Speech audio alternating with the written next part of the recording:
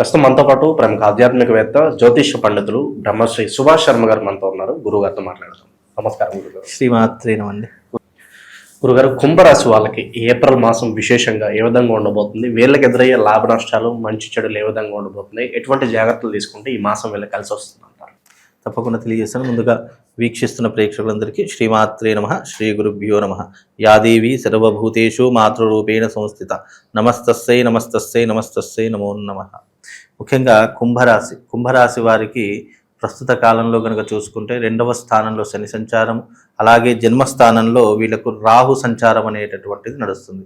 కాబట్టి కుంభరాశి వారికి ఈ యొక్క ఏప్రిల్ మాసం అనేటటువంటిది కాస్త గడ్డు కాలమే అని చెప్పుకోవాలి. కాకపోతే వీళ్ళకు గురువు బాగా ఉన్నాడు. గురువు అనుకూలించినప్పటికీ కూడా జన్మజాతకంలో రాహు ఉండడం చేత వీళ్ళకి ఏంటంటే ఆశలు, కోరికలు విపరీతంగా పెరిగిపోతూ ఉంటాయి. వీళ్ళు ఏంటి అని అంటే గనక ఏదైనా కూడా జరగక ముందే ఎక్కువగా గొప్పలు చెప్పుకోవడము, లేదు అని అనుకుంటే గనక ఏదైనా మనము చిన్న వాటికి పెద్ద పెట్టుబడులు పెట్టడము, అనవసరంగా ఎవరికి పడితే వారికి మాటలు ఇచ్చేయడము, ఇలాంటివి ఎక్కువగా జరిగేటటువంటి పరిస్థితులు కుంభరాశి వారి యొక్క జాతకంలో ఏర్పడతాయి. అలాగే వీళ్ళు ఏ పనినైనా సరే మొత్తం అయిన తర్వాత బయట పెట్టాలి కానీ ముందుకు ముందు 10 మందితో చెప్పుకోవడం కానీ గొప్పలు చెప్పుకోవడం కానీ అస్సలు చేయకండి. రెండవ విషయం ఏమిటి అంటే కనుక ఈ ఏప్రిల్ నెలలో వీళ్ళకు ఒక అదృష్ట యోగం అయితే ఉంటుంది. ఎందుకంటే ఇప్పుడు పంచమ స్థానంలో గురు సంచారం నడుస్తుంది కాబట్టి కొత్త పెట్టుబడులు పెట్టడము, లావాదేవీలు చేయడము, అలాగే ఆర్థికపరమైనటువంటి భారాన్ని కాస్త తగ్గించుకునేటటువంటి ప్రయత్నాలు చేసుకోవడము. ఈ నెలలో ఏమిటి అంటే కనుక వీళ్లకు కాస్త ఆర్థిక భారం తగ్గుముఖం పడుతుంది. తరువాత మళ్ళీ గురువు షష్టమంలోకి మారుతారు. అంటే వీళ్ళ రాశి నుంచి ఈ 6వ స్థానంలోకి కర్కాటకంలోకి మారినప్పుడు మాత్రం కాస్త జాగ్రత్తగా ఉండాలి. 6వ స్థానం గురు సంచారం అనేటటువంటి యోగదాయకం కాదు, కాస్త మధ్యమ ఫలితాలు ఉంటాయి. 6వ స్థానము అంత శుభము కాదు, అశుభం కాదు. ఎప్పుడైనా రాశి ఫలితాల్లో 3 భాగాలుగా విభజిస్తారు. ఒకటి శుభంగా ఉండేటటువంటివి, 2 మధ్యమంగా ఉండేటటువంటి, 3 అశుభంగా ఉండేటటువంటివి. కాబట్టి ఈ యొక్క కుంభరాశి వారికి మధ్యస్థ ఫలితాలు అనేటటువంటి ఏర్పడతాయి. కాబట్టి ఏప్రిల్ నెలలో కూడా మధ్యస్థ ఫలితాలు ఉన్నాయి. కాబట్టి ఈ యొక్క ఏప్రిల్ నెల కాస్త అనుకూలమైనటువంటి పనులు ఏవైనా ఉంటే చేసుకోండి. పెండింగ్లో ఉన్నటువంటి పనులు పూర్తి చేసుకోవడం, కోర్టు కేసులు కానీ, పోలీస్ స్టేషన్ వ్యవహారాదులు కానీ వీటన్నిటిని చక్కదిద్దుకోవడం, లేదా సామరస్యంగా పరిష్కరించుకోవడము, సెటిల్మెంట్ చేసుకోవడం, ఇలాంటివి చేసుకోవాలి. ఇక వీళ్ళకి ప్రస్తుతం ఉద్యోగ పరంగా, వ్యాపార పరంగా అనుకూలంగానే ఉంటుందంటారు? తప్పకుండా అండి. కుంభరాశి వారికి కాకపోతే పట్టుదల ఉండాలి. కుంభరాశి వారికి కనుక పట్టుదలతో ఏదైనా బిజినెస్ కానీ, వ్యాపారం కానీ, లేదా పెట్టుబడులు కానీ పెట్టారనుకోండి, ఇంట్రెస్ట్ ఉండి పట్టుదల ఉంటే 100% కుంభరాశి వాళ్ళు కుంభస్థలాన్ని కొడతారు అని అంటారు కదా సార్. అలా కుంభస్థలాన్ని కొట్టేటటువంటి పరిస్థితులు కుంభరాశి వారి యొక్క జాతకంలో ఏర్పడతాయి. కనుక వీళ్ళకి ఏంటంటే ఏకాగ్రత, చిత్తశుద్ధి, కొంచెము దాంట్లో లౌక్యం తెలిస్తే కనుక 100% కుంభరాశి వారిని కొట్టేవాడు ఉండడండి. 3వ విషయం ఏమిటి అంటే కనుక కుంభరాశి వారికి ఖర్చులు అధికమవుతూ ఉంటాయి. కాస్త తగ్గించుకునే ప్రయత్నాలు చేసుకోవాలి.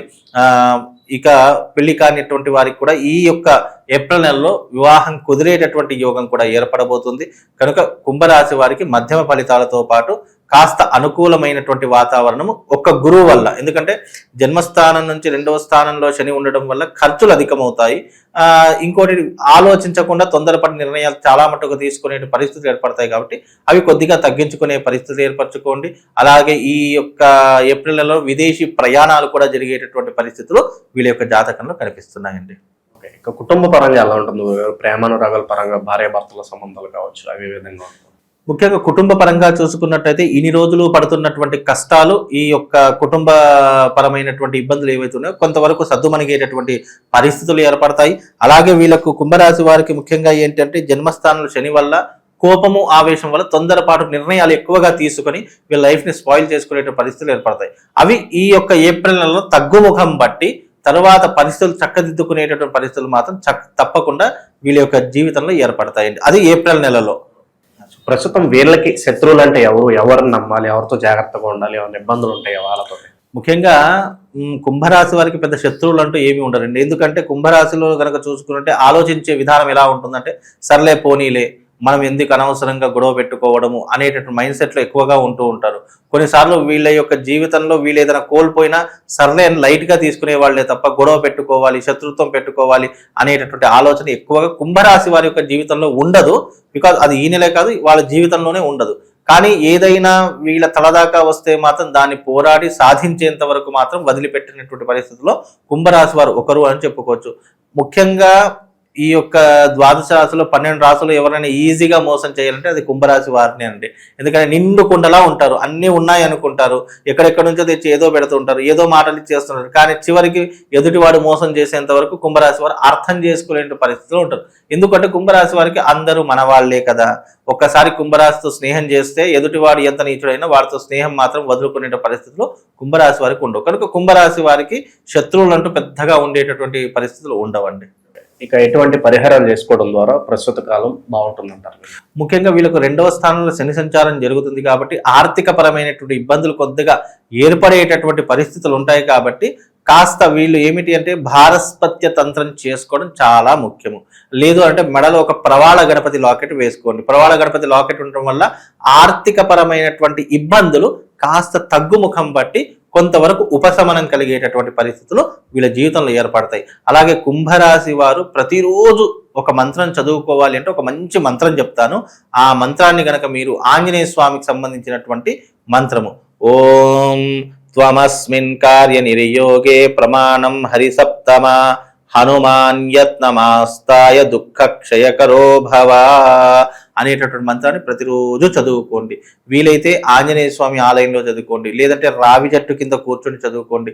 లేదు అది కూడా కుదరట్లేదంటే ఇంట్లోనే ఒక మంచి ప్రదేశంలో కూర్చొని ఏకాగ్రతతో చిత్తశుద్ధితో ఈ మంత్రాన్ని మీరు ప్రతిరోజు ధ్యానం చేసుకోండి. మీకు బలం పెరుగుతుంది, ధైర్యం పెరుగుతుంది, పట్టుదల పెరుగుతుంది, ఏకాగ్రత పెరుగుతుంది. అలాగే మీరు దేంట్లోనైనా విజయం సాధించడానికి ఈ మంత్రం మీ జీవితంలో ఒక తారక మంత్రంలో ఉపయోగపడుతుంది. ఇది ఒక్కటి చేసుకుంటే సరిపోతుంది. లేదు మాకు దీనివల్ల ఇంకా ఏమి ప్రయోజనం కలగట్లేదు, మేము ఎన్ని ప్రయత్నాలు చేసినా మాకు కొద్దిగా కలిసి రావట్లేదు అని అనుకుంటే కనుక భారస్పత్య తంత్రం చేసుకుంటే ఇక అది మోస్ట్ పవర్ యూనివర్సల్, ఇక దానికి మించి లేదు. కాబట్టి కుంభరాశి వాళ్ళు భారస్పత్య తంత్రం చేయించుకోండి.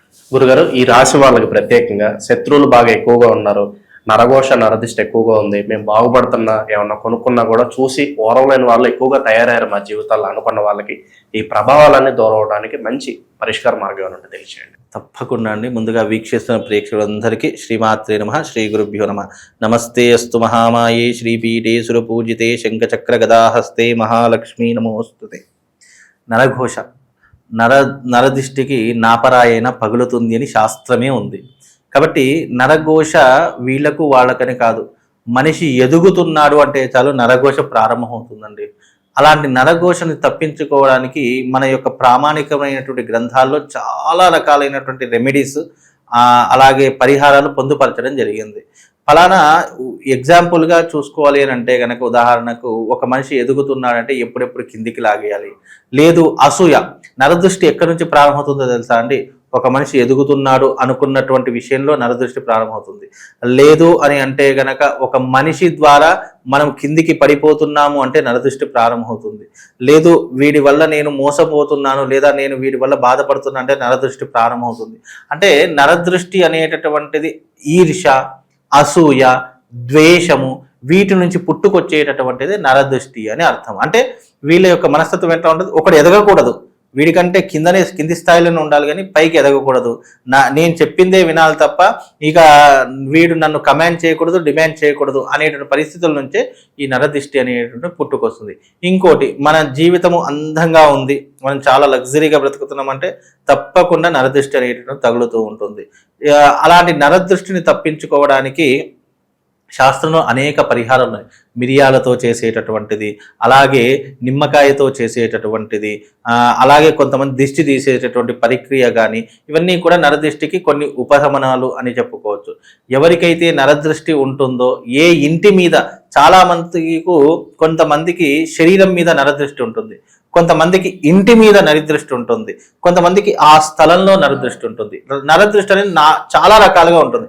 ఎగ్జాంపుల్గా ఒక మంచి ఇల్లు కనుక్కున్నాం అనుకోండి, ఇల్లు కట్టుకున్నాం అనుకోండి, అబ్బా ఏ ముందిరా ఇల్లు ఎంతమందిని ముంచి కట్టాడో అని ఇక అక్కడ నుంచి స్టార్ట్ అవుతుంది మన దరిద్రము. ఇక రెండవ విషయం ఏంటి అంటే ఒక మనిషి మీద, అరే ఈ మనిషి చాలా లగ్జరీగా బ్రతుకుతున్నాడు, ఇతన్ని చూసి అందరూ ఇష్టపడుతున్నారే అని చూసి అంటే మన ఇష్టాన్ని ఎదుటి వాళ్ళు ఓర్వలేక నరదృష్టి అక్కడ నుంచి ప్రారంభమవుతుంది. ఇక రెండవది స్థల ప్రభావం, అది కూడా నరదృష్టికి ఒక ప్రభావం అని చెప్పుకోవచ్చు. ఇన్ని రకాలైనటువంటి నరదృష్టిలు ఉన్నాయి. వీటన్నింటి నుంచి తప్పించుకోవాలి అని అంటే గనక మనిషి మీద నరదృష్టి ఉంటే కార్యసిద్ధి యంత్రం అనేది ఒకటి ఉంటుంది. అది ఎప్పుడు మన పర్సులో పెట్టుకోవాలి. ఆ యంత్రం ఉన్నంతసేపు ఏమవుతుందంటే మన ప్రొటెక్ట్ చేస్తూ ఉంటుంది. ఇప్పుడు మన శరీరానికి, మన యొక్క హృదయానికి, మన యొక్క మెదడుకి ప్రొటెక్ట్ ఏంటంటే బయట కనిపించేటటువంటి ఈ లేయర్కి కూడా రక్షణ కావాలి అని అంటే గనక మన యొక్క శరీరం మీద ఎప్పటికీ కూడా సర్వ కార్యసిద్ధి యంత్రం ఉండాలి. రెండవది, ఇంటి మీద నరదృష్టి ఉంది, ఇల్లు అయితే కూలగొట్టుకోలేం కదా, ఇల్లు ఒక దగ్గర నుంచి ఇంకో దగ్గరికి మార్చుకోలేము, అయితే అమ్మేసేయాలి లేదా నరదృష్టి తీసేసుకోవాలి. దానికి ఏంటి అని అంటే గనక సకల కార్య వాస్తు యంత్రం ఉంటుంది. ఆ సకల కార్య వాస్తు యంత్రం అనేటటువంటి ఇంటికి తగిలించుకోవడం వల్ల నరదృష్టే కాదు, నరఘోష, శత్రుపీడ, అలాగే ఈ బ్లాక్ మ్యాజిక్ ఇవి చేస్తారు కదా అలాంటివి, అలాగే ఈ యొక్క రాక్షస బాధ, ఆర్థిక బాధ, ఇవన్నీ తొలగిపోవడానికి ఈ యొక్క యంత్రం అనేటటువంటి చాలా పవర్ఫుల్ అండి. దాంట్లో ఒక యంత్రమే కాదు, దాంట్లో దాదాపుగా 12 యంత్రాలు నిక్షిప్తమై ఉంటాయి. అది ఒక పిరమిడ్ ఆకారంలో ఉంటుంది. ఆ యంత్రం గనక మీరు పెట్టుకుంటే ఇంటి మీద కూడా నరదృష్టి తొలగిపోతుంది. ఈ రకమైనటువంటి పరిహారాలు చేసుకోండి. ప్రతిరోజు ఇంట్లోకి వెళ్ళేటప్పుడు కాళ్ళు కడుక్కొని వెళ్ళాలి. అలాగే ఇంటి నుంచి బయటకు వచ్చేటప్పుడు నోటిలో ఒక లవంగా వేసుకోండి. దానివల్ల నరదృష్టి అనేటటువంటిది ఉండదు. అది మిమ్మల్ని ఒక ప్రొటెక్ట్ లాగా చేస్తూ ఉంటుంది. అలాగే ఈ యొక్క నరదృష్టి వల్ల ఎవరైనా బాధపడుతున్నారు, ఇంటి మీద నరదృష్టి ఉందా, శరీరం మీద నరదృష్టి ఉందా తెలుసుకొని ఈ పరిహారాలు చేసుకుంటే కొంతవరకు మీకు ప్రొటెక్ట్ కలిగి కొంతవరకు మీకు ఉపశమనం అనేటువంటి కలుగుతుంది. మంచి విశ్లేషణ అందించారు. ధన్యవాదాలు.